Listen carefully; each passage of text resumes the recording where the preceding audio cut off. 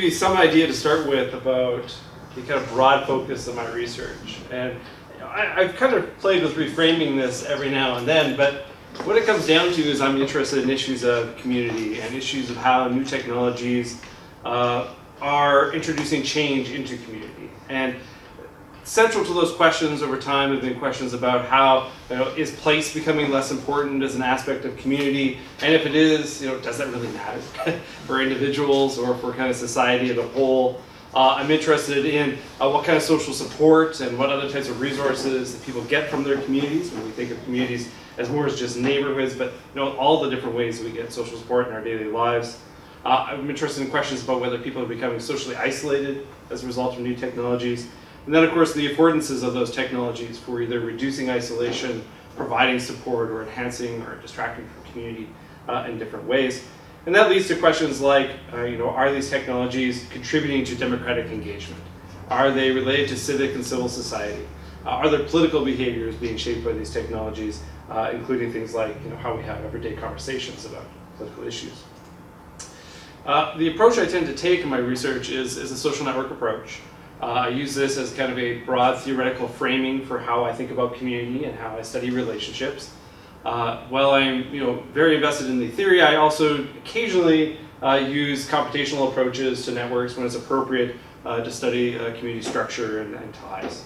I consider myself a methodological omnivore, which is kind of different. I was trained as an empirical social scientist, but I am really open to different methods: quantitative, qualitative, mixed method when appropriate, but mixed method is really rare and often not even the best choice for any kind of particular study.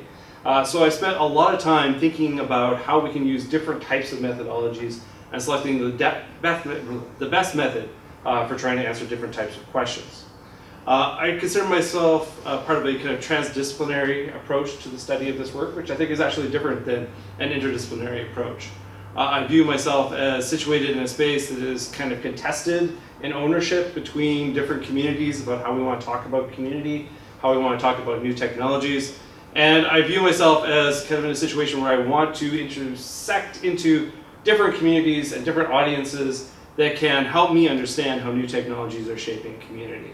I'm not as interested in going into another discipline and borrowing what I think is best from there and then trying to do it myself. I'd much rather try and collaborate with someone who's truly an expert in that area to try and build a better understanding of how these technologies are shaping society. So I want to give you just a quick overview of the types of studies that I've done over time before I talk about my most recent work.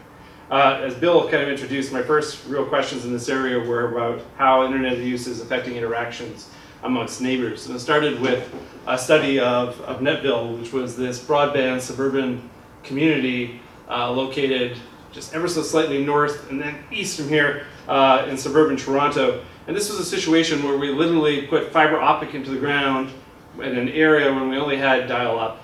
And then we put houses, and then we put people in those houses, and then we gave some of those people access to the technology, and some of them we said no. And we had an actual control group and an experimental group, and we watched how the use of these technologies shaped both local and more distant interactions. And we did that as part of an ethnography where I lived there for 2 years and a series of surveys as well. That led into a series of studies in the Boston area where we set up a quasi-experimental study of 4 different Boston neighborhoods. We had a control group, 3 different experimental neighborhoods, and we followed them for 3 years to see how different types of technological inventions in the local area were affecting relationships between neighbors and, again, people's social support more broadly.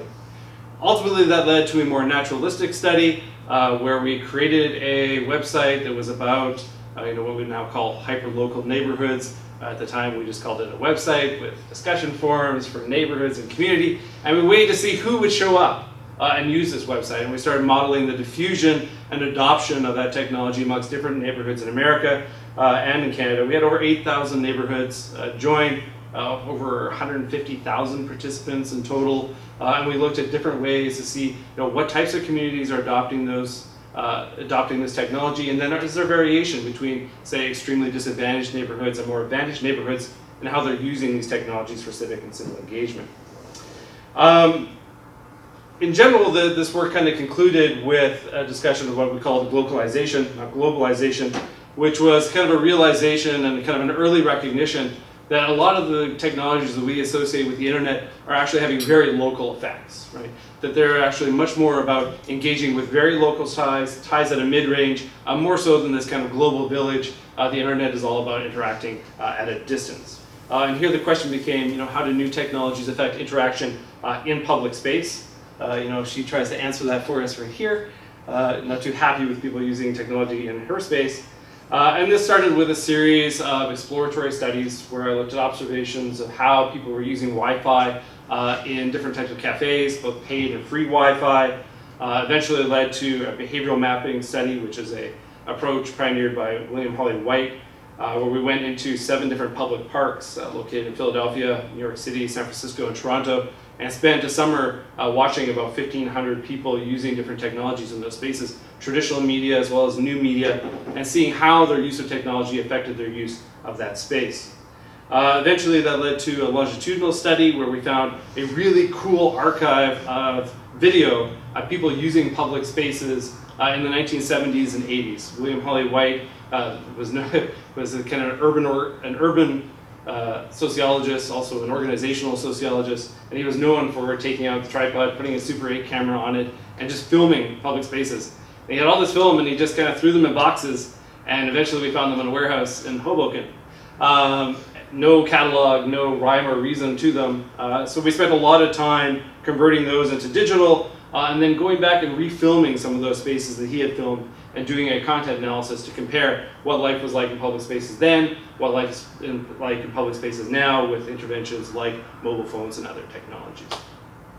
And then that was followed up with some large-scale survey data that we collected on people's use of public spaces and civic engagement with Pew Research. And kind of the conclusion in like one sentence here was that there was some kind of evidence here of higher levels of interaction in public spaces as a result of introducing these technologies, and then some outcomes associated with that related to higher diversity in people's social networks overall. This was followed by a series of studies on social isolation and core networks. This was driven by a paper published by a group of sociologists in 2006 in ASR, Social Isolation in America by McPherson, Smith, Love, and Bashirs, where they found that over the last 20 years or so, there had been a massive decrease in the size of people's core networks and in the diversity of people's core networks. So core networks are your closest social relationships. They found data to suggest that since 1985, the average size of people's core networks in America had decreased from about 3 or 4 on average to an average of about 1 or 2. And they didn't have any data on the use of technologies of any type, but they did note in 1985, hey, no home computing, no internet access, no mobile phones. It must be that, right? So we were able to follow that up with a series of national surveys in collaboration with Pew Research in 2008 and 2010. And then another large survey with Telenor Research, we did in Norway, Ukraine, and in the US as well, where we collected data on core networks to see if, in fact, there was a relationship between using these technologies and the size of people's core networks. And lo and behold, we found there was. People who use more of these technologies tend to have larger core networks, and their networks tend to be more diverse. Okay, so now I want to give you some idea of where I'm today thinking about this, and in doing so I want to give you a little bit of a history about how I think about community and how I study community. So to me, the study of community is about the study of social structure, and community is really, it's the people where you obtain social support, and it's about obtaining support for collective outcomes. It's not about focusing on neighborhoods. While neighborhoods are one type of community out there, by focusing on face-to-face contact and by focusing on strong social ties, we really do start to ignore the many different types of relationships that contribute to social support and the many different ways that people organize to exchange information. So really intrinsic to the study of community, and it's always been this way, has been studying variation in relational strength, variation in social context, variation in the cleavages that exist between different environments where people access that social support. And indeed, I think change to the structure of community has really always been tied to technological change. And so I went back and I started to look at some of the kind of earliest sociological theory that pertain to changing nature of community. And the funny thing is that they missed social informatics by like that much. If they hadn't got distracted, social informatics would have been invented, well over 100 years ago. But instead, that's not what happened. So theories about community change, at this time, were about economic change, industrialization, religious change, urbanization, but really behind each of these changes is a story of technological change. Capitalism about maximizing technological efficiency, rationalism, the rise of science, the Reformation closely tied to the rise of the printing press, and urbanization, of course, about transportation and communication technologies. And this was really at a time when sociology was being born, and they were debating, who are we as a discipline, right? It sounds kind of familiar, how we talk today. Who are we as a discipline, right? And at the time, people like Comte, who was an early founding father of sociology, was arguing, well, really, sociology should be this place that has no boundaries, it should be porous, we should go into other scientific disciplines, and we should bring the best that they have together with us, and we should develop new knowledge. That is not at all what happened, right? Now sociology has big walls and nice defined boundaries, and it's not social informatics at all. So my best kind of quote that I've been able to find to illustrate this early relationship is this quote here. "But what a strange practice it is that a man should sit down to his breakfast table and instead of conversing with his wife and children, hold before his face a sort of screen on which is inscribed a worldwide gossip," right? This could have been in the New York Times last weekend, but no. Charles Cooley, early sociologist, published this in 1909 when discussing the insidious new technology of delivering the newspaper to your home not once, but maybe even multiple times a day, right? Okay. So behind this story, behind this argument of early community theorists about how technological change is affecting community, is something I called the mobility narrative. So the mobility narrative is really this underlying common theme that spreads across this literature over time, and it's a story that we're all very familiar with. It's the, if new communication and information technologies emerge, people will be able to move and communicate across time and space easier, right? This is the kind of foundational knowledge of our understanding of how new technologies affect relationships and affect community. And as this argument has been made about how we're overcoming geography and how we're overcoming place, there's always been this rise of a corresponding literature about the crisis in community. We are told that there's a loss of kinship relationships, that strong ties are replacing weak ties, that there will be exchange in place of trust, diversity over cohesion, individualism over tradition, and distant over more local ties. And we can see this with that advent of almost every major technology, such as this one.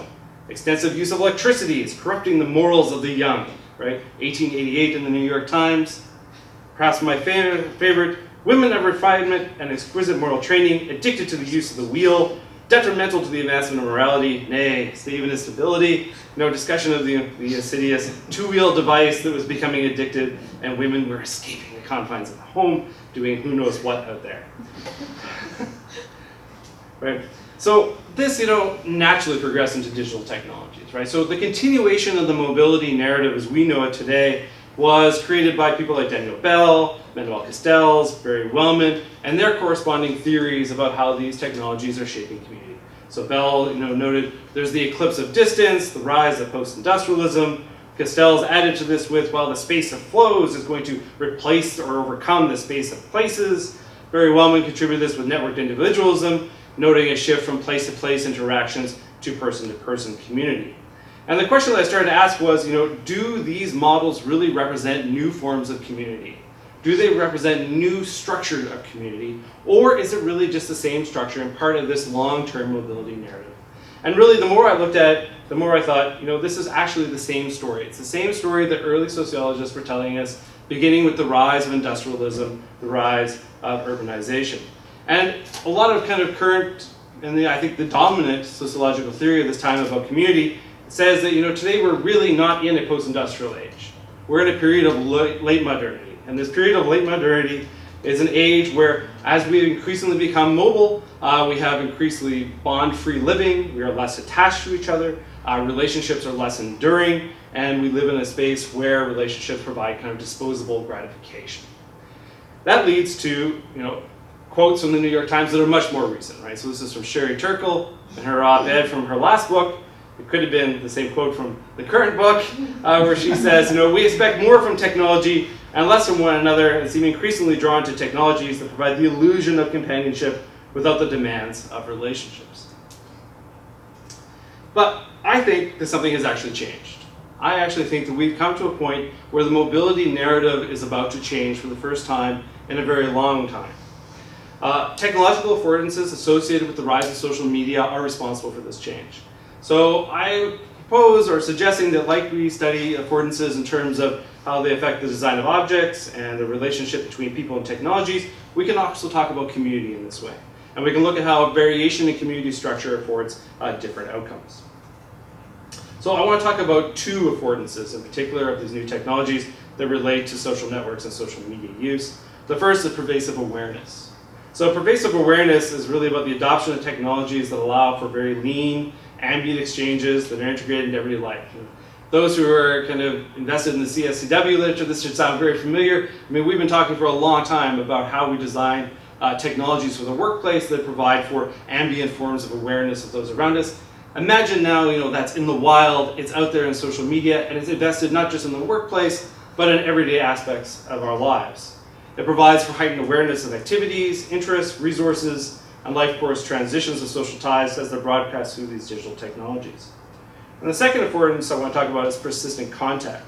And it is that the adoption of these same technologies allows for association to be articulated, and most importantly, for contact to be sustained over time, to the point that social relationships are actually less transitory today than they have been at any time in modern history. So in the recent past, part of this mobility narrative is that we escape our families, we escape our neighborhoods, and we move away from them and we move away from their social control. And as a result, over our life course, we go through certain transitions where we abandon large numbers of social ties. As we move from one neighborhood to another, one school to another, one job to another, traditionally, we leave a large number of those social ties behind and we form new social ties in new social settings. Today, that's really just not true with social media in the way as it was in the past. So organically connected ties, ties of kinship, locality, occupation, they're much more persistent than they were in the past, and they apply social pressure over the life course. Well, previous technologies afforded mobility, the ability to overcome this constraints for time and space, but they really did lack affordances for relational persistence and sustained awareness, and these trends directly conflict with the mobility narrative. And as technology affords this persistent, pervasive contact, it's likely to affect a lot of different outcomes that we've come to expect in relation to family, public opinion, collective action, and how people obtain support. So I think it's useful to visualize what this change would look like. So this is an example of how we might envision pre-industrial community relationships. So that's us at the center, the big red dot. We have very few social ties. Those social ties are relatively densely knit. They're organized around one foci of activity.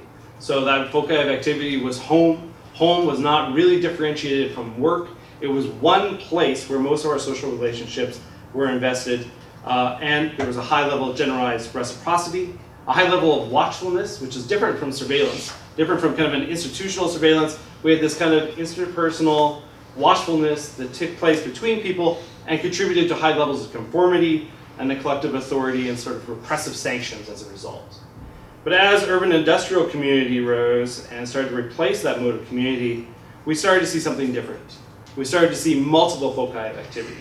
Home and work were separated. We had voluntary organizations. We had other foci of activity where we formed a larger number of social ties. As a result, the density of our community networks in the whole were lower. There are fewer bridges between these foci of activity, although some people mess with this by combining work and kin in ways that are just different than most, right? But there was also more diversity and lower levels of watchfulness, the higher levels of kind of institutional surveillance.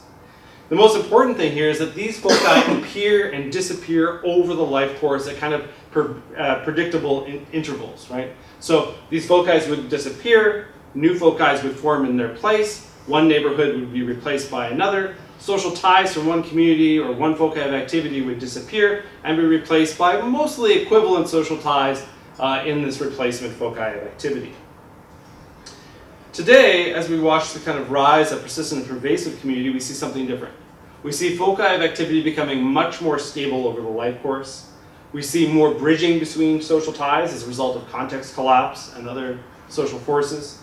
We see the density is higher in our network overall, and there's perceived diversity where there before was perceived homogeneity. So whether diversity is actually increasing or not, we don't really know, but because of increased awareness, we see much more diversity in our network than was there in the past. And there may be other trends that are emerging from this as well, such as higher levels of generalized reciprocity, more repressive sanctions, and other things that we would associate with this kind of pre-industrial community. So what is community like when social ties become persistent and pervasive? Well, your social ties are less transient. It's hard to leave relationships behind. So even if you defriend an ex-boyfriend or girlfriend on social media, you can always still stalk them through 1 or 2 degrees of separation. Same with past coworkers. You maintain relationships with some coworkers from past organizations, but you can still access many of those original social ties through navigating your degrees of relationship. You're more aware of the attitudes and attributes and opinions of your family, friends, and acquaintances. And again, while the diversity of your network as a whole may not actually have increased, you're now much more aware of the diversity and opinions and backgrounds and attitudes and even attributes that you weren't aware of before. You assume all the benefits of awareness as a result. So awareness is a good precondition for things like empathy and trust. You're aware of resources embedded in your social network, right? We call that social capital. It's mostly a good thing, but it also comes with a lot of costs, right? So your ties are also aware of your resources, and they're going to draw on those resources in new ways. Their awareness is experienced by you as social pressure, right? And there's also a cost of caring that's associated with your awareness of these resources.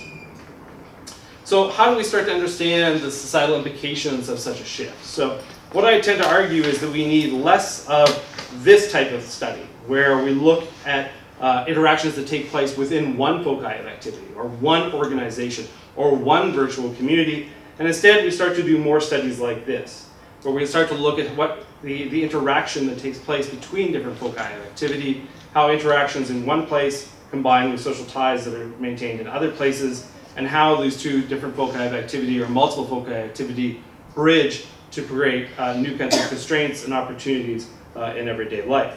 And indeed, I think we kind of always knew that this was a little bit of a fallacy because we always did see social ties that were forming online showing up in other foci of activity, and of course many of our social ties that we maintain in other foci of activity move online as well, right? So the clear boundaries were never really there to start with. So I'm going to break the rest of my talk down into 2 components. First, very briefly on the benefits of awareness, and then I'll spend a little bit more time on some more recent research on the kind of costs of awareness. So the easiest benefit to awareness that we tend to think of is social capital. So social capital, which I know many of you have studied in this room already, is the sum of the resources that are embedded inside social structure, right? And we can break that social capital into 2 components.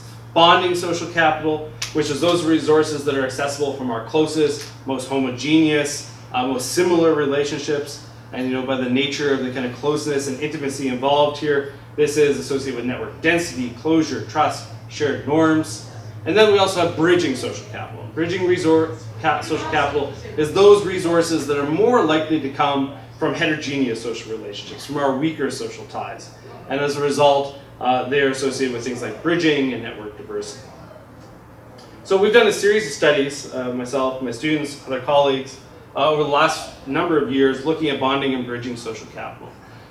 2 of those studies in 2009 and 2011, large national surveys of American adults, we looked at people's core networks, which is bonding social capital. This is their closest relationships. And we looked at their use of different types of social media, different internet technologies. What we found was that internet users in general had about 14% more close confidants than those who didn't use the internet. And then those who use social media, in particular Facebook, received kind of an additional boost of about 9% on top of that in terms of the number of core network members. And we see a similar story here when we look at bridging social capital. So this is looking at the diversity of people's social ties in terms of the numbers or the types of different people that they can access. We find that internet users have about 7% more diverse networks, and then those who use social media, particularly Facebook, have an additional kind of boost on top of that. Now, to give you some idea of how substantive these relationships are, when we look at just either one of these, either bonding or bridging, and other types of variables that tend to contribute to the bonding and bridging of your social network, education is usually the biggest contributor. These relationships are almost exactly on par with about 4 years of additional education. That's a fairly substantive boost as a result of internet use. So to give you an example even further of this is how we look at the relationship between network structure, the diversity of your network in particular, and its interaction with these different foci of activity. We looked at place as a mediating variable. So traditionally, interaction in different foci of activity, whether it's your neighborhood, voluntary associations, workplaces, religious institutions, this is where people became diverse. This is where you encountered diverse others, and the more of these different social settings that you participated in, the more diverse your network tended to be overall. So we looked at the role that social media may play in interacting in these traditional social settings, and what we found was about half of the bridging social capital that comes from using digital technologies is indirect. About half of it comes from the mediating relationship between using these technologies and participating in traditional foci of activity. So you can't see this too well on the screen, but this is a sign that's outside of a church in Rittenhouse Square in Philadelphia. It says, "Get connected here, free worship, free Wi-Fi." Right? So it turns out that bloggers attend church more, they volunteer in more organizations, they're more frequent visitors to public spaces. People who share digital pictures online, they volunteer more, they visit public spaces even more often, and there are a lot of these relationships between different types of social media use and interaction in these traditional social settings. To the point that if we think of an intensive social media user as someone who uses a lot of different social media, they have a network that's almost 50% more diverse than someone who uses none of those technologies. And about half of that boost is attributed to greater use or higher levels of use of these established social settings. So it's not a direct contribution from using the technology by itself, but is mediated through the use of traditional foci of activity. Now, that doesn't mean that we should neglect to look at the kind of direct relationship between information and communication technologies and access to social resources. So in a recent paper that was just accepted in New Media and Society, when we controlled for things like network structure, we're able to identify very specific resources that people can access from very specific social media use. So for example, when we control for people's core network size, the diversity of their core network, the diversity of their overall social network, and the size of their overall network, which was interesting to try and do. And this isn't just, of course, their online relationships, right? This is their entire social network. When we control for the network effect, the power of networks, the power of being able to access either more diverse people, or more kind of close, intimate relationships, and we also control for the different types of uses that they have with social media, what we found that was really Facebook status updates that mattered the most. People who posted more on Facebook through status updates also had more social support. They perceived higher levels of total social support overall, higher levels of companionship, and higher levels of emotional aid. And the reason we think that this relationships exist is really as a result of what we're calling the audience problem. So this is the kind of other half of context collapse. So context collapse is your awareness that there are multiple audiences out there and how you shape your individual identity and performance for others. But at the same time, because of the role of algorithms in how we interact through social media, we're never truly certain about who is receiving our Facebook posts, who is receiving the information that we put out there. And as a result, when we post things through status update, what we're really often looking for is an awareness of other people's awareness of us, right? So this perceived higher level of social support is really probably a result of the feedback that people get from posting content online. Who is posting, giving me a thumbs up? Who is commenting on my posts? That signals to me an awareness of other people's, of my situation, and their future ability to provide me with social support. All right, costs of awareness. So I'm going to focus on two potential costs of awareness. One is political conversation and the spiral of silence in particular, and the second, stress and the cost of caring. So political conversations, so this fits into a larger kind of discourse about deliberative democracy. So deliberative democracy is this idea that the political process is about more than just voting. That there's something important about people getting together voluntarily as citizens to discuss important issues of the day. There's a lot of debate in literature about what it means to get together to discuss. It could be something very formal, where you're in, say, some kind of forum with a moderator who's giving everybody equal time to share their views. But more likely and more common, it's an informal, everyday conversation between people in different settings. It could be out in public, it could even be in the workplace, or it could be at home as a conversation over dinner. And the argument is that these types of conversations increase things like tolerance, political knowledge, political participation, and it helps increase kind of the salience of people's opinions about different issues. But this process really does depend on two things. It first depends on people's exposure to information on public issues, and second, it depends on their willingness to discuss these issues with those around them. So there is, I think as we all know, some evidence to suggest that there's a relationship between social media use and political participation, right? So some of the findings in my own work, for example, have found that Facebook users are more than twice as likely to have attended political rally or meetings. They're about 40% more likely to say they vote or intend to vote. There's evidence from other people's research to suggest that social media aids in collective action and played a particularly significant role in the Middle East and elsewhere. But we need to remember that democratic participation does not equal deliberation. These are very separate constructs. So we can have high levels of political participation, but very low levels of political deliberation, right? And as a society, we have to decide, well, which one of these do we actually value, maybe more or the other? Do we need both? Do we only need one? Which is more important? But there's actually very little empirical evidence out there that for most people, social media has really changed how we're exposed to information or opened up new opportunities to discuss political issues. So to study this, I partnered with Pew Research, and in the summer of 2013, we did a large, again, random digit dial survey of American adults. We wanted to know where people get their news about important political issues. We wanted to know in particular if they're getting it through social media. We wanted to know how willing people were to discuss political issues in different social contexts. We wanted to know how willing they were to discuss it online, but we also wanted to know how willing they were to discuss political issues in person in different settings like the workplace, the home, out with dinner with friends, public meetings. And then of course the big question was how the use of social media was related to information exposure and their willingness to join conversations about political issues. To do this, we focused on one political issue of the day.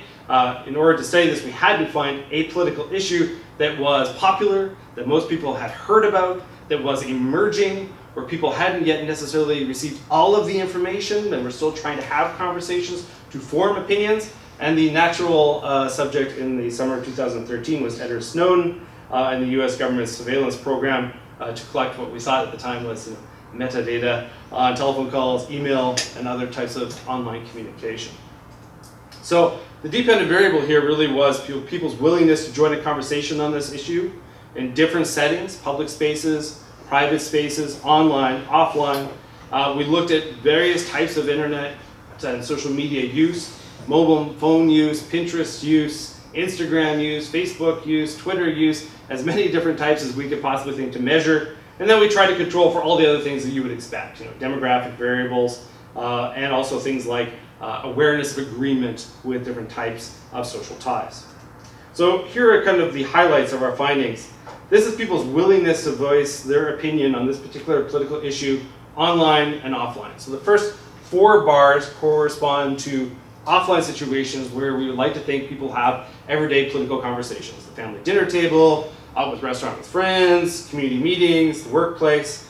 And we see that in total about 86% of American adults were willing to have a conversation in at least one of these settings with their social ties about this political issue.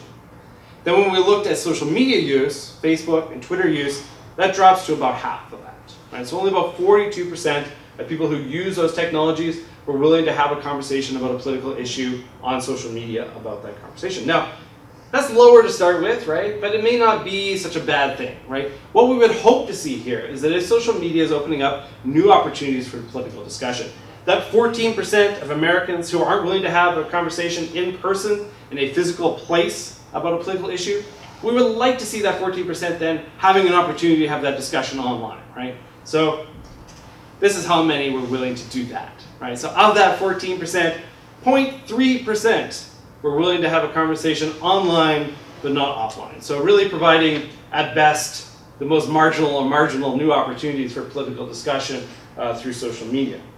However, the really big difference here was this awareness of other people's opinions.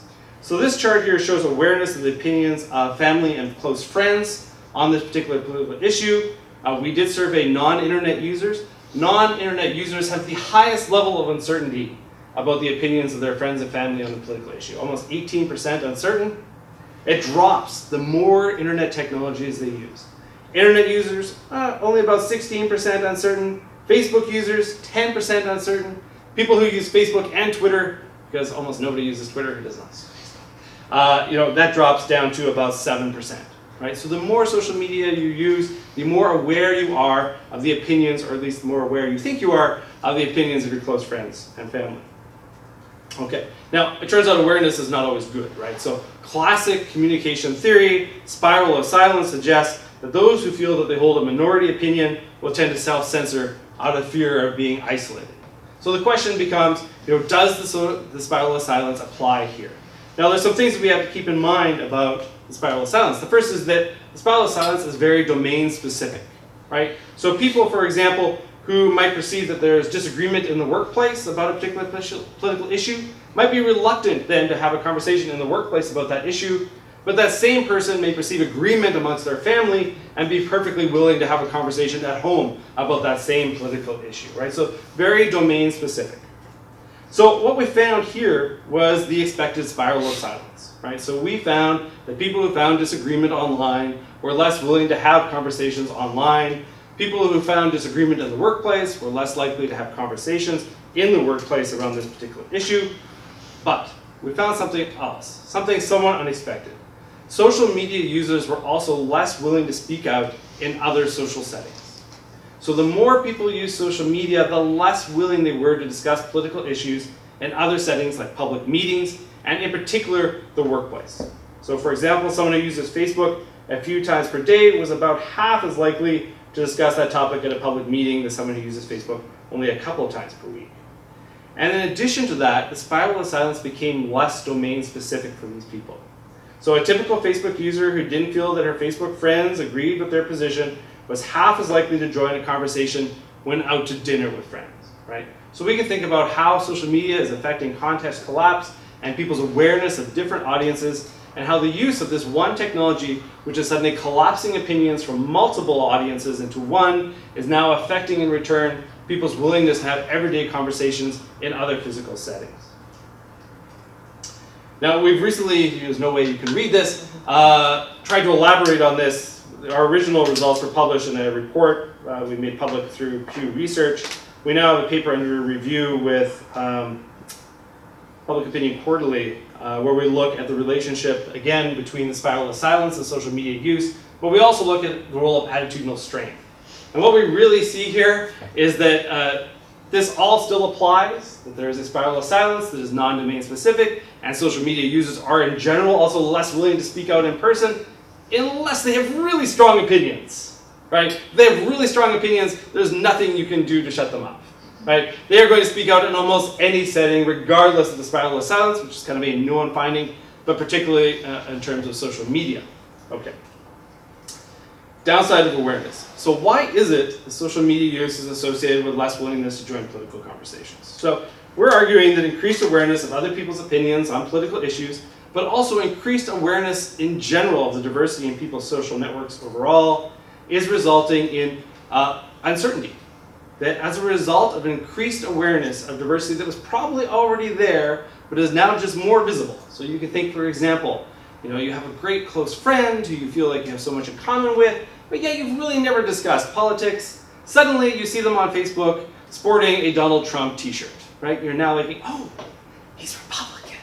I never knew. There's diversity in my network that was there, but I just was never aware of before. And we can think of how photo sharing through social media, as well as just everyday status updates, are contributing to this awareness.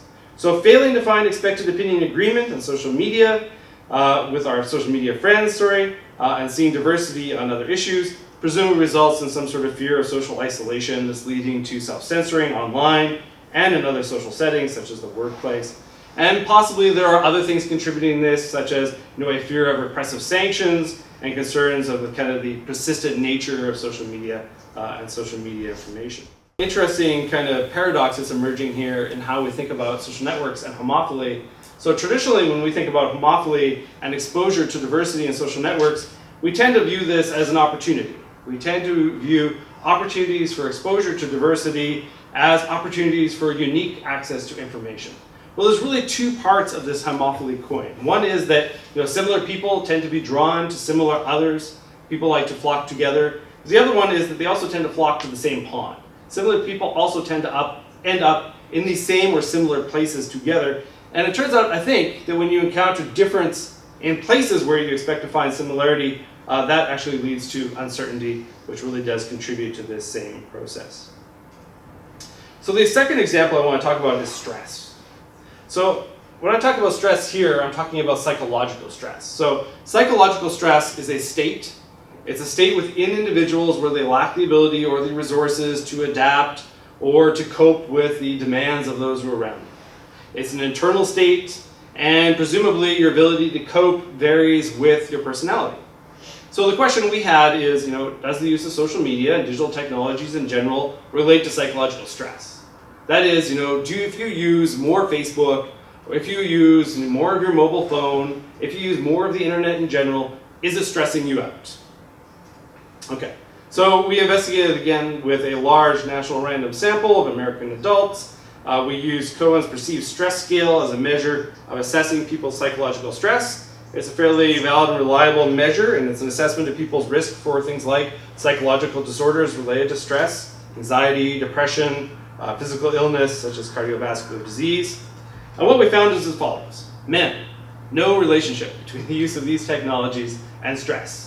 Those who use it a lot, those who use it a little, and we looked again at every technology we could think of: Pinterest use, Instagram use, social media use, texting, everything that we could think of to throw in there.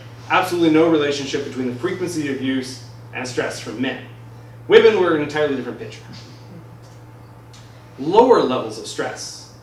The more pictures they shared through mobile phones, the more emails they sent and received, and the more frequently they used Twitter.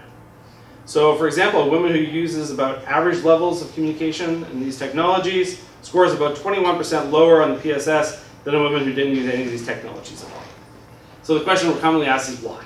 Well, the survey actually doesn't tell us why, so we don't know. But there's a few things that we can kind of gather from some of our previous research, and the one that we think is most valuable is social sharing. Right? There's a large literature to suggest that people who do a lot of social sharing tend to have lower levels of stress.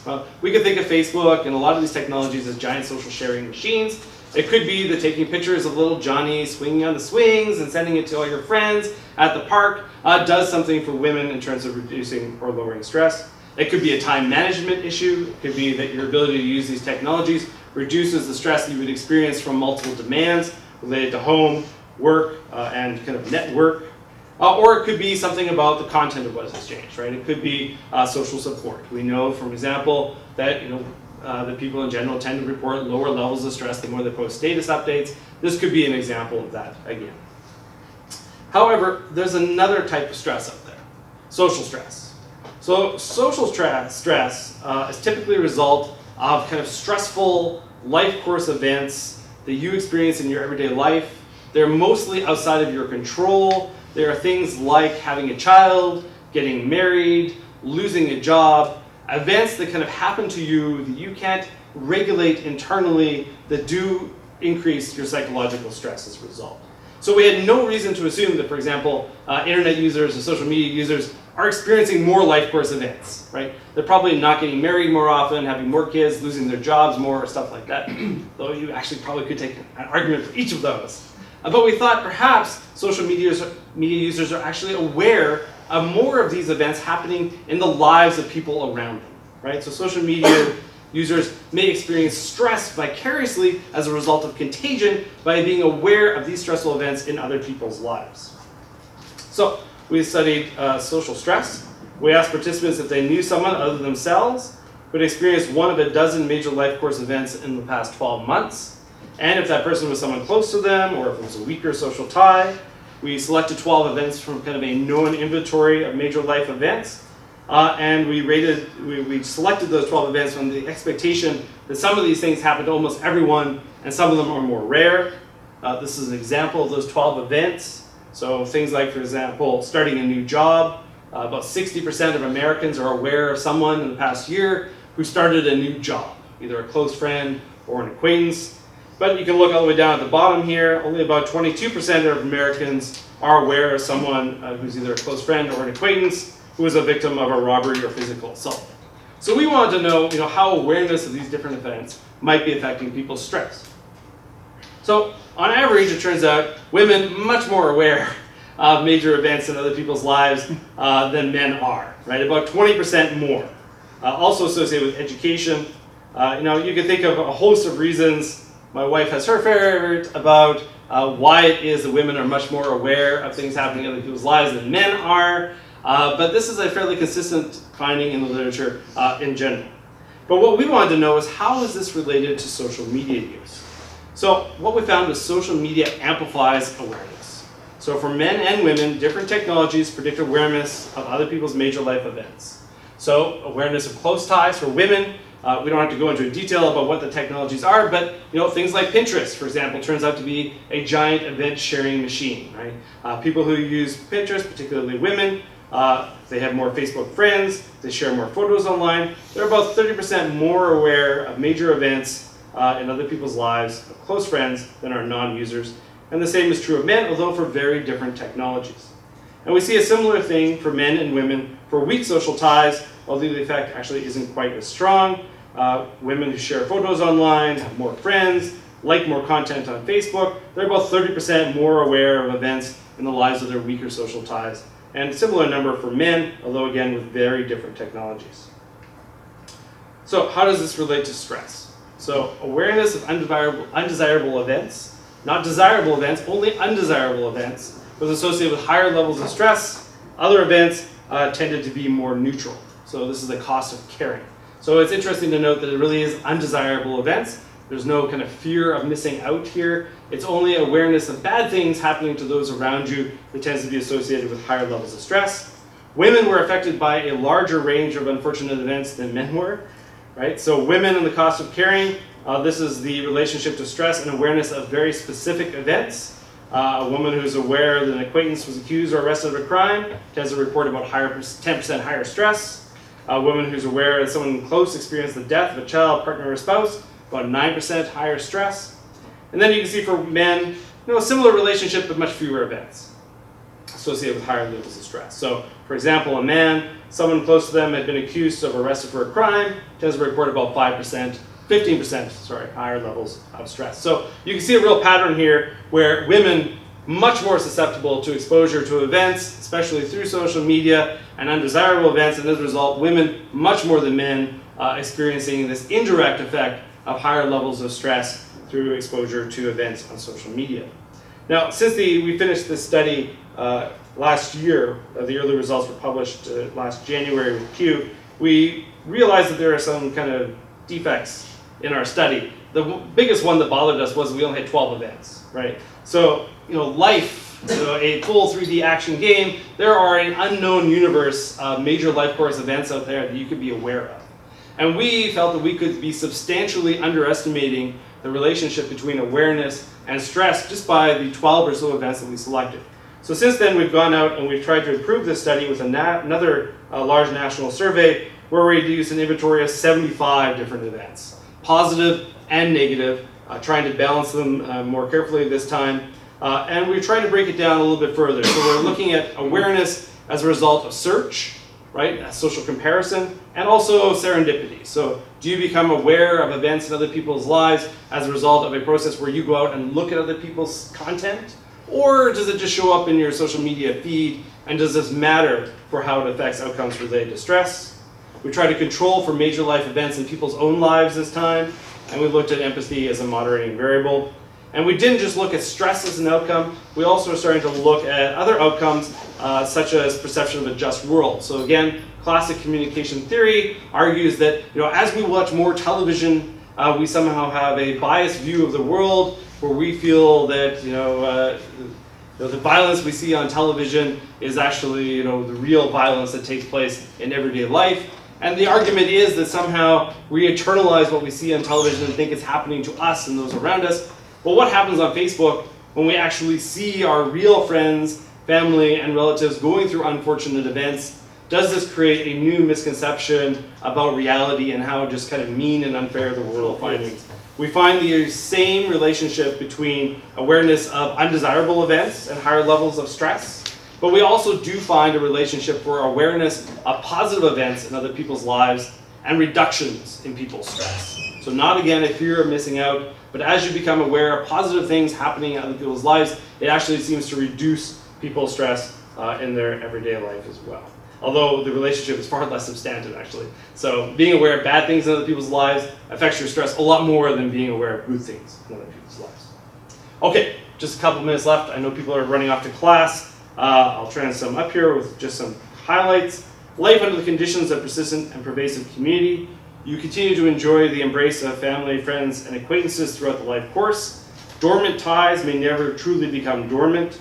More close ties for companionship, social support, what we call bonding social capital. More weak ties and better awareness of diversity for access to jobs, unique information, what we call bridging social capital. You continue to kind of suffer the embrace of family, friends, and acquaintances throughout the life course. There may be new uncertainties as a result of this newfound diversity. You will increasingly experience the cost of caring, and there may be other kind of long-term social costs, social trends that we're just starting to understand now. Things like, does awareness actually lead to higher levels of empathy and trust? Under what conditions will in-group and cross-group social pressures prevail? And will we see a return to things like repressive social controls and sanctions? So this contributes to a theory of what I've been calling metamodernity, which is the idea that instead of this period of late modernity, which is argued, where mobility increases to the point where social ties become so diffuse, so weak, so transient that they start to matter less, we're actually entering a stage where social relationships are not less enduring, that they're not less meaningful than the past, but relationships are actually more enduring, more present than in time in recent history, and that the structures of those relationships under persistent, pervasive contact brings with it both new opportunities and a lot of costs. So understanding the use and consequences of new technologies involves understanding really the social structure and how technology is changing the structure of our relationships before we can really start thinking about how it's afforded new opportunities through technology. Okay, thank you very much.